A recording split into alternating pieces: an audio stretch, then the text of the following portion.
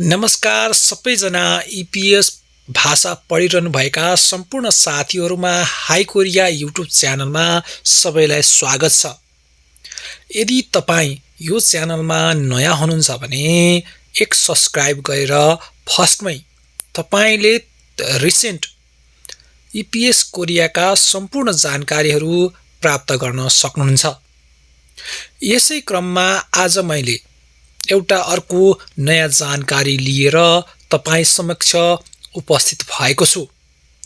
धेरै जना ईपीएस भाषा पढिरहनु भएका साथीहरुको जिज्ञासालाई मध्यनजर गर्दै परीक्षा के फिक्स भएको हो त के अब म्यानुफ्याक्चर लगायतका एग्रिकल्चरका परीक्षाहरु कहिले हुन्छन् त यो जिज्ञासालाई मध्यनजर गर्दै मैले एउटा जानकारी लिएर आएको छु।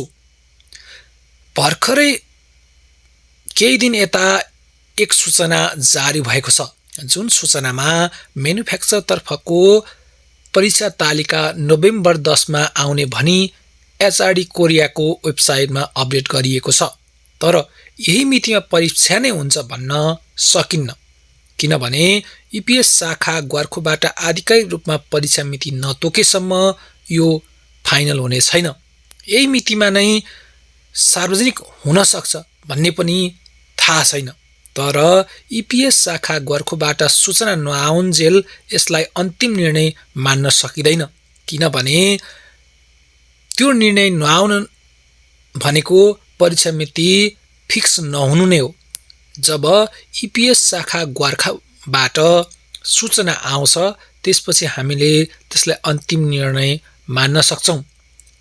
तपाईले परीक्षा हुँदैन भनेर चाहिँ दुःख मन गर्न पर्दैन।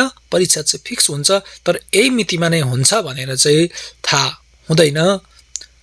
तपाई धैर्य गरेर बस्नुस्, मेहनत गर्नुस् र केही समयमा हामी तपाईलाई सम्पूर्ण डिटेल जानकारी कहिले बायोमेट्रिक हुन्छ र कहिले एक्जाम हुन्छ यो सम्पूर्ण जानकारी लिएर फेरि यही च्यानल मार्फत दोस्रो भिडियो लिएर तपाईको सम्पूर्ण जिज्ञासालाई मेटाउने कोसिस गर्नेछौं।